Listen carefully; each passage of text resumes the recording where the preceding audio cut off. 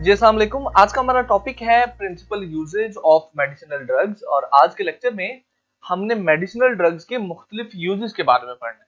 इसके अलावा medicinal drugs को आप उनके एक्शन की बेस पे किन किन कैटेगरीज में डिवाइड कर सकते हैं, इस हवाले से भी बात करेंगे। देखिए, इससे पहले तो ये समझ लीजिए कि पिछले लेक्चर में हमने मेडिसिनल ड्रग्स को उनके सोर्सेज के बेस पे क्लासिफाई किया था कि किस किस सोर्स से आ रही है मेडिसिन, प्लांट से, फंजाई से, एनिमल से, बैक्टीरिया से, मिनरल से या सिंथेटिक है।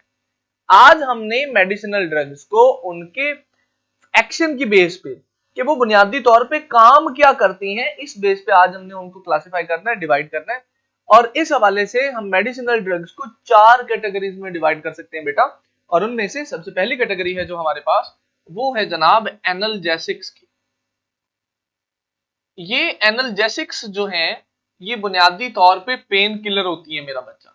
अब जितनी भी पेन किलर मेडिसिन हैं जिनको आप इस्तेमाल करते हैं, आप ऐसे समझ लीजिए कि वो एनाल्जेसिक्स की कैटेगरी में आएंगी। ये पेन किलर क्या करती हैं? They basically reduce the pain. अगर ह्यूमन बॉडी के किसी ऑर्गन में कोई पेन हो रही होती है तो what they do, they basically reduce the pen.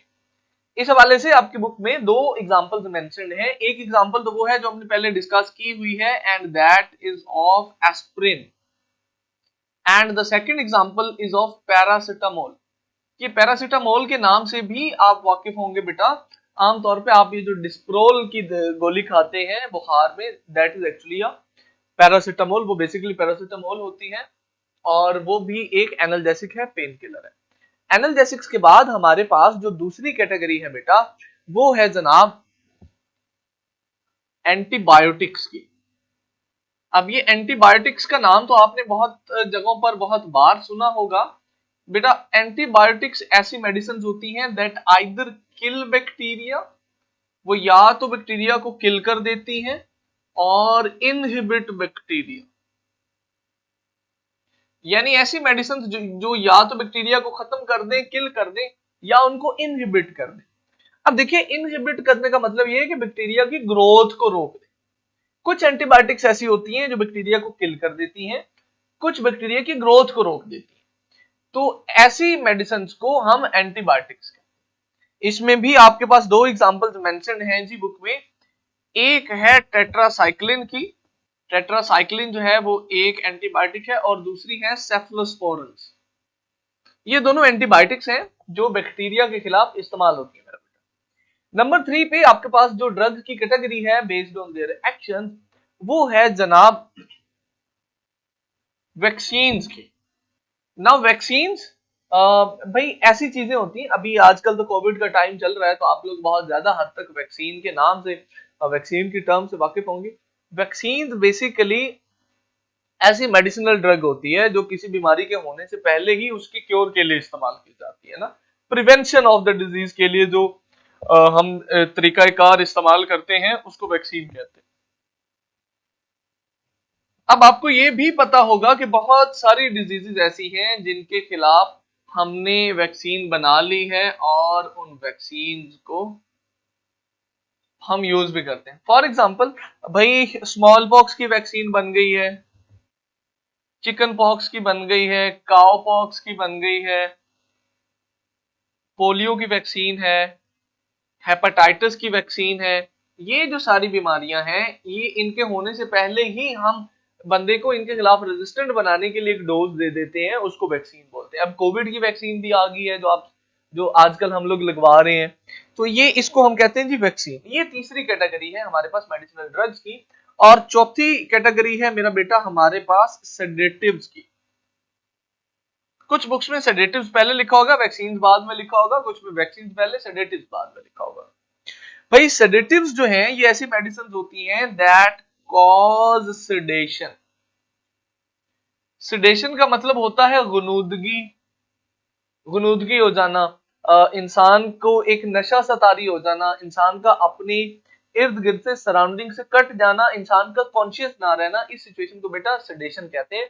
और वो मेडिसिन जो सेडेशन काज करती हैं उनको हम सेडेटिव्स कहते हैं। इनमें हमारे पास एक एग्जांपल है जी डायज़ेपाम की। डायज़ेपाम बेसिकली एक ऐसी मेडिसिन है जो एज अ सेडेटिव जो है ह्यूमंस पे एक्ट करती है और इंसान में गुनूदगी सी जो है वो तारी कर देती है। इन 4 मेन कैटेगरीज के अलावा जो अभी मैंने आपके सामने एक्सप्लेन की, चंद एक और टर्म्स भी हैं बेटा जो मेडिसिनल ड्रग्स के हवाले से यूज होती हैं। आइए अब जरा उनकी बात कर लेते हैं, और वो टर्म्स हैं जी एंटीसेप्टिक, एंटीबायोटिक और डिसइंफेक्टेंट की।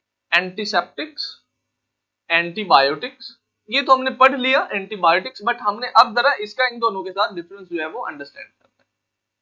और डिसइंफेक्टेंट्स, इन तीनों टर्म्स की खास बात ये है, ये भी बेसिकली मेडिसिन से रिलेटेड है, बट इनकी खास बात ये है कि they are related to microbes, they are related to microorganism. ये तीनों चीजें जो है एंटीसेप्टिक्स, एंटीबायोटिक्स और डिसइंफेक्टेंट, ये माइक्रो ऑर्गेनिज्म को खत्म करने के लिए बैक्टीरिया, फंजाई के खिलाफ इस्तेमाल होती है। बट इनके ना इस्तेमाल करने का तरीका जो है ना मुख्तलिफ है। यानी कि एंटीसेप्टिक्स वो मेडिसिन हैं that are used on the skin, they basically reduce chances of infection on skin. देखिए आपने ना अक्सर अपने स्किन के ऊपर कोई ना कोई मेडिसिन इस्तेमाल की होगी माइक्रोब से बचने के लिए। फॉर एग्जांपल जब आप टीका इंजेक्शन लगवाने जाते हैं तो डॉक्टर पहले सिपरेट लगाता है आपके स्किन के ऊपर और फिर इंजेक्शन लगाता है, तो वो जो सिपरेट होता है वो एंटीसेप्टिक होती है। यानी एंटीसेप्टिक्स खास किस्म के केमिकल है जिनको आप स्किन के ऊपर यूज कर सकते हैं माइक्रोब से बचने के लिए। इसी तरह जी अभी हमारे पास जो दूसरी कैटेगरी है एंटीबायोटिक्स की, ये ऐसी चीजें हैं दैट किल और inhibit bacteria inside the body। अभी फर्क समझिए जरा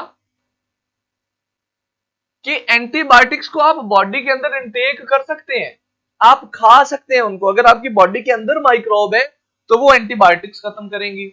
अगर आपकी स्किन के ऊपर कहीं चांस है इन्फेक्शन का या माइक्रोब्स का तो वहां पे आप एंटीसेप्टिक्स यूज करेंगे। फर्क है बॉडी के अंदर और बॉडी के बाहर स्किन। तीसरी जो टर्म है डिसइंफेक्टेंट्स की, भाई ये डिसइंफेक्टेंट्स ऐसी चीजें होती हैं that destroy microbes on non living surfaces. भाई अगर किसी नॉन लिविंग सरफेस पे कोई माइक्रोब मौजूद है तो वहां पर हम फिर डिसइंफेक्टेंट यूज करते हैं। ये ना बेसिकली मुख्तलिफ तरह के केमिकल्स होते हैं। डिसइंफेक्टेंट को आप अपने स्किन पे यूज नहीं कर सकते बिकॉज वो स्किन के लिए बना नहीं होगा, स्किन को एलर्जी कॉज कर देगा या स्किन को बर्न कर देगा। तो माइक्रोब्स के हवाले से आपको ये तीनों टर्म्स भी याद रखने की जरूरत है कि अगर तो माइक्रोब्स नॉन लिविंग सरफेस पे है तो फिर हम जो मेडिसिन यूज करते हैं उनको डिसइंफेक्टेंट कहते हैं। अगर बॉडी के अंदर है तो एंटीबायोटिक्स यूज होती है, और अगर स्किन पे है तो हम एंटीसेप्टिक्स यूज करते हैं। तो आज के लेक्चर में मैंने आपको मेडिसिनल ड्रग्स की जो क्लासिफिकेशन है एक्शन के हिसाब से वो समझाने की कोशिश की। इसके अलावा हमने माइक्रोब्स के हवाले से भी चंद एक टर्म्स डिस्कस की हैं। I hope you people get it. अगर आपका कोई सवाल हो तो आप पोर्टल से मुझसे पूछ सकते हैं। See you in the next class. अल्लाह हाफ़िज़।